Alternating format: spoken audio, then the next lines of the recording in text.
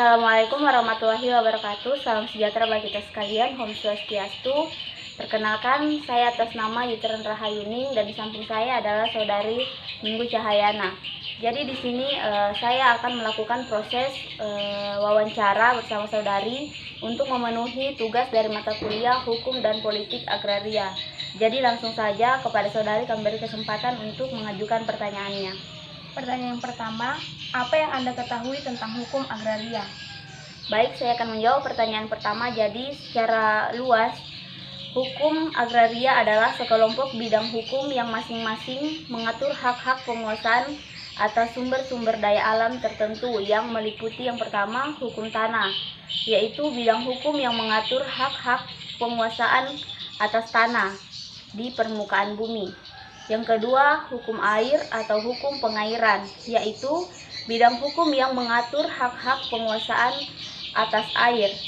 Selanjutnya, hukum pertambangan, yaitu bidang hukum yang mengatur hak-hak penguasaan atas bahan-bahan galian.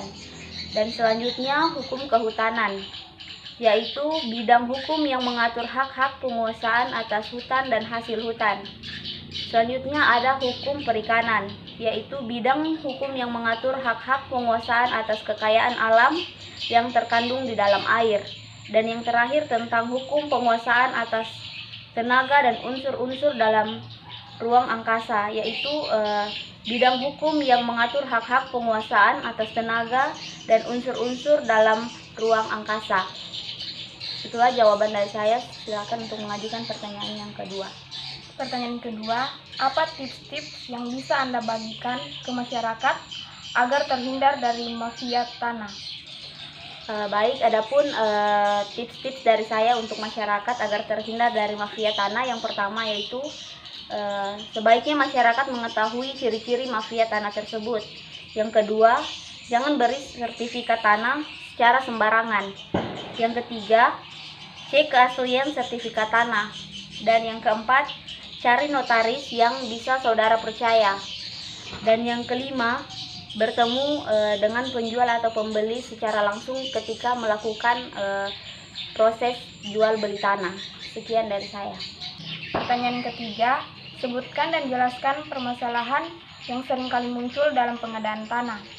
Ya baik, adapun permasalahan yang sering timbul ketika pengadaan tanah, yang pertama yaitu tentang transparansi dari pemerintah terhadap masyarakat terkait dengan keikutsertaan masyarakat dalam proses pengadaan tanah.